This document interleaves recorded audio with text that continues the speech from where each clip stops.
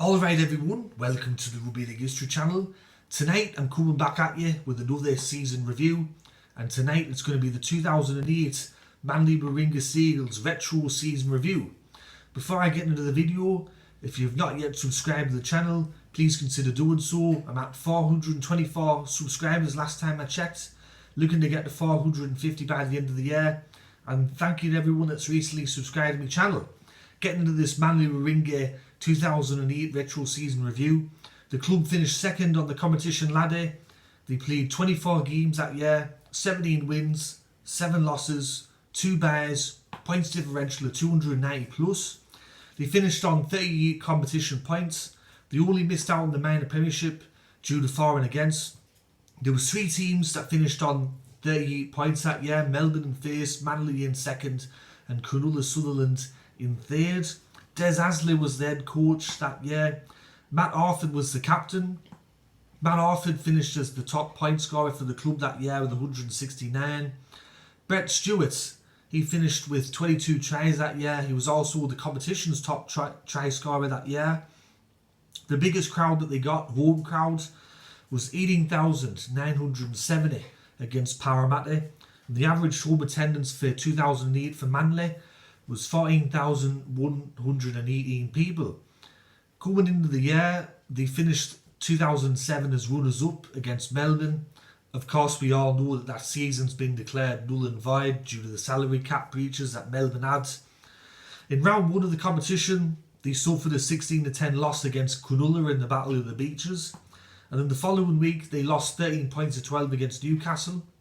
So a bad start to the year for Manly, losing their first 2 matches. But they come back in some style in round 3. They beat New Zealand 52 points to 6. And then they had another win, and then they lost in round 5, 26 points to 4. They lost against Melbourne. And then between round 6 and round 26, the club only lost 4 matches. And one of those losses was against Melbourne. So they finished in second to finish the year. Back in those days, though, it was under the old system where the top ranked teams played against the bottom ranked teams in the finals. So second place Manly played against 7th place St George that year in 2008, and they beat St George 38 points to 6, which booked them a preliminary final and a week off. In the preliminary final, they beat New Zealand 32 points to 6, which set up a grand final rematch against Melbourne at ANZ Stadium. Now, although Manly had scored 38 points against St George and 32 points against New Zealand, no one could predict what was going to happen in this grand final. Going into the grand final, Melbourne kind of just scraped in there. They beat Brisbane pretty much in the last minute of the game. They were without Cameron Smith for the preliminary final. They weren't favourites to win that match. They ended up winning 28-0 anyway. Cameron Smith wasn't there for the grand final. As we all know, their win percentage without Cameron Smith is quite poor. But going into this match, no one would know what this score was going to be. It was quite tight early on in the grand final, but the full-time score in this match was 40 points to 0, which is the biggest ever score in a first grade rugby league grand final. It's the biggest winning margin. It was also the first time since 1978 that the opposition had been kept scoreless in a grand final. Brent Kite from Manly-Warringah was named Clive Churchill medal winner. Steve Menzies, in his final ever game for Manly, scored a try. This grand final was probably the most dominant display I've ever seen by a team in a grand final.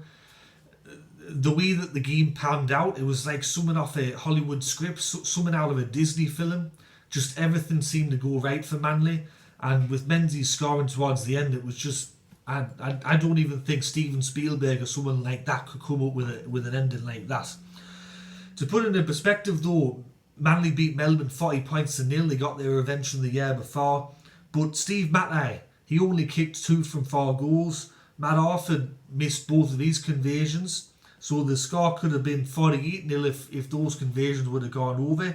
It was Manly's 7th premiership. They won that game in front of 80,388 fans.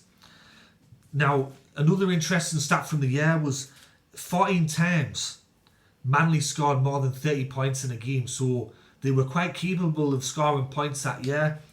As I mentioned earlier in the video, Bet Stewart finished with 22 points. He was the leading top try scorer of the year.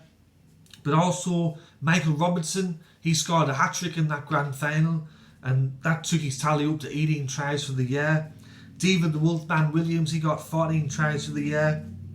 Steve Menzies in his final year at Manly, 13 tries.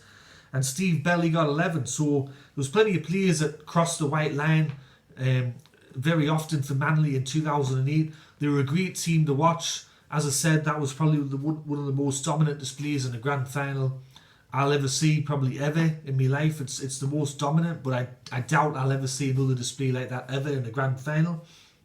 And Manly, I think, were deserved premiers in 2008. Anyways, everyone, that's my review for Manly in 2008, their retro season review. Hope you enjoyed it. If you did, make sure you click that like button. And if you have not yet subscribed, please consider doing so. It greatly helps out this independent YouTuber. I'm not affiliated with the NRL. I don't get paid to do this, so your help and your support is greatly appreciated. Anyways, I'm going to get out of here, and I'll be releasing some new videos in the coming week. Alright, I'll catch you all later. Ta-ra.